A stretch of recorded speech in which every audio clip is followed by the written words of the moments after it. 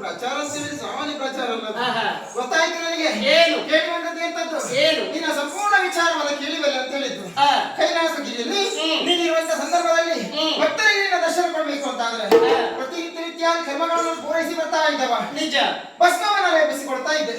ಲೇಪಿಸಿಕೊಡುವುದಕ್ಕೆ ಭಸ್ಮವನ್ನ ನಿನ್ನ ಮಡದಿ ಪಾರ್ವತಿ ತಂದು ಕೊಡ್ತಾ ಇದ್ದು. ನಿಜ. ಹೀಗೆ ಒಂದು ದಿನ ತಂದಿರುವಂತ ಭಸ್ಮದಲ್ಲಿ ಕಲ್ಮಶ ಎನ್ನುವಂತ ಉದ್ದೇಶದಿಂದ ಲೇಪಿಸಿಕೊಳ್ಳುವುದಕ್ಕೆ ಮುಂದಾಗಲಿಲ್ಲ. ಕ್ರೋಧದಲ್ಲಿ ಧರಿಸಿದವ ನೀನು. ಆ ಸಂದರ್ಭ ಭಸ್ಮದಿಂದ ಒಬ್ಬ ಹಸರು ಹುಟ್ಟಿಕೊಂಡ. ಅವನಿಗೆ ಭಸ್ಮಾಸುರ ಎನ್ನುವ ಹಾಗೆ ಹೆಸರನ್ನು ಇಟ್ಟೆ. ಇಟ್ಟದೆ ಮಾತ್ರ ಅಲ್ಲ, ಮಾಡುವುದಕ್ಕೆ ಒಂದು ಕೆಲಸವನ್ನು ಕೊಟ್ಟೆ. ಹೌದು, ಹೆಂಡತಿ ಭಸ್ಮವನ್ನು ತರುವಂತ ಕಾರ್ಯವನ್ನು ಮಗನಿಗೆ ವಹಿಸಿಕೊಟ್ಟವ ನೀನು. ನಿನ್ನ ಮಗನು ಕೂಡ ಹಾಗೆ ಕೆಲವು ದಿನಗಳ ಕಾಲ ಭಸ್ಮವನ್ನು ತರ್ತಾ ಇದ್ದ. ಒಂದು ದಿನ ಬರೀ ಕೈಯಲ್ಲಿ ಬಂದ. ಅಪ್ಪ, ನನಗಿನ ಮೂಲಕದಲ್ಲಿ ನಿನ್ನ ಭಕ್ತರ ಚಿತಾಭಸ್ಮ ಸಿಗುವುದಿಲ್ಲ, ಬೇಕು ಅಂತ ಅರವರಬೇಕು ಎನ್ನುವಾಗ ಕೇಳಿಕೊಂಡ. ಮಗ ಕೇಳಿದ ಎನ್ನುವಂತ ಉದ್ದೇಶದಿಂದ ಆತನ ಹಸ್ತಕ್ಕೆ ಅನಲವನ್ನು ಕೊಟ್ಟವ ನೀನಿದೀಯ. ಆತನಿಗೆ ಅನಹಸ್ತವನ್ನು ಕೊಟ್ಟಂತ ಸಂದರ್ಭ ಆತ ಮಾಡಿದ್ದೇನು? ಭೂಲೋಕವನ್ನೆಲ್ಲ ಸಂಚಾರ ಮಾಡಿದ. ಸಾಧು ಸಜ್ಜನರು, ಗೋ ಬ್ರಾಹ್ಮಣರು, ಗರ್ಭಿಣಿ ಸ್ತ್ರೀಯರು ಎಲ್ಲರ ತಲೆ ಮೇಲೆ ಕೈ ಇಡುತ್ತಾ ಹೋದ. ಅಲ್ಲಿಗೆ ಹೋಗಲಿಲ್ಲ, ದೇವಲೋಕವನ್ನು ಪ್ರವೇಶ ಮಾಡಿದ. ಇಂದ್ರಾದಿ ಸುಮನಸರನ್ನು ಅಲ್ಲಿಂದ ಹೆದರಿಸಿದ, ಗದರಿಸಿದ, ಓಡಿಸಿದ. ಮತ್ತೆ ಪುನಃ ಕೈಲಾಸಕ್ಕೆ ಬಂದಾಗ ಪ್ರಶ್ನೆ ಮಾಡಿದಕ್ಕೆ ನಿನಗೂ ಮಾತಿಗೆ ಮಾತು ಬೆಳೆಯಿತು.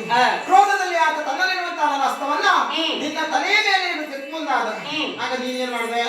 ನೀನು ಓಡಿದ್ದು ಪ್ರಾಣಭಯದಿಂದ ಓಡಿ ಓಡಿ ಆ ಮಹಾವಿಷ್ಣುವಲ್ಲಿ ಹೋಗಿ ಬೇಡಿಕೊಂಡವ.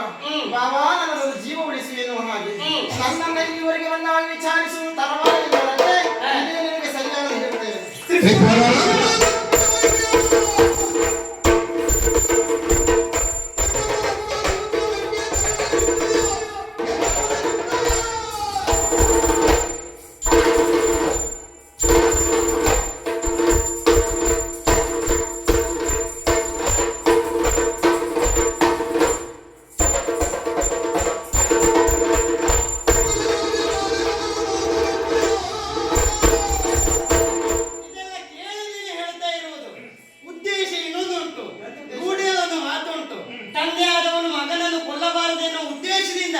ಈ ರೀತಿ ನಾಟಕವನ್ನೇ ತೆಗೆದವರು ನಾವು.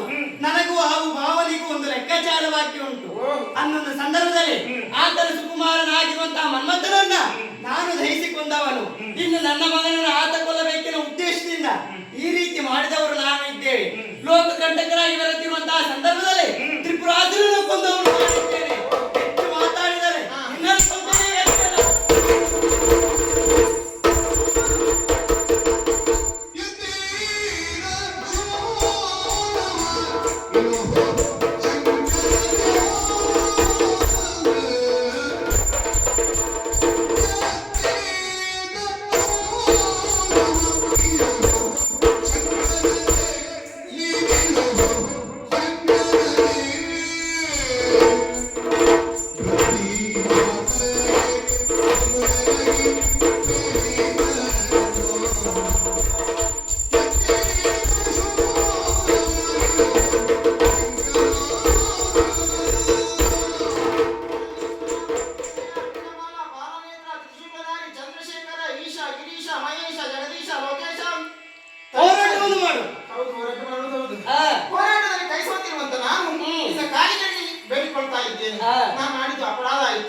ಹಾಗಾಗಿ ಎತ್ತಿರುವಂತ ಶೂಲವನ್ನ ಕೆಳಗಿಳಿಯುವುದರ ಮೂಲಕವಾಗಿ ನನ್ನ ಕೈ ಹಿಡಿದು ಉದ್ಧರಿಸಬೇಕು ದೇವ. ಭಯವಾಯ್ತಾ?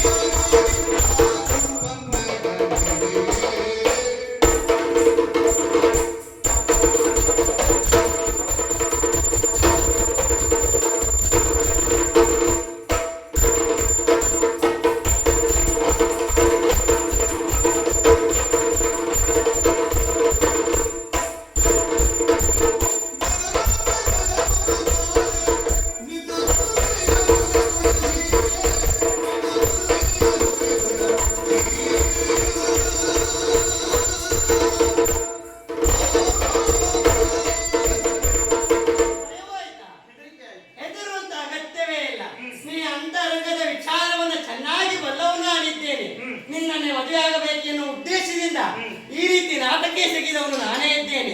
ಇಂದಿಗೆ 8 ದಿನದ ಬಳಿಕ ಕದಂಬ ವನದಲ್ಲಿ ಎಲ್ಲರ ಸಮ್ಮುಖದಲ್ಲಿ ನಿನ್ನನ್ನು ನಾನು ಮದುವೆ ಆಗ್ತೇನೆ. ಇಂದು ಸಾಂಕೇತಿಕವಾಗಿ ಎಲ್ಲರ ಸಮ್ಮುಖದಲ್ಲಿ ಮಂಗಳಾರತಿ.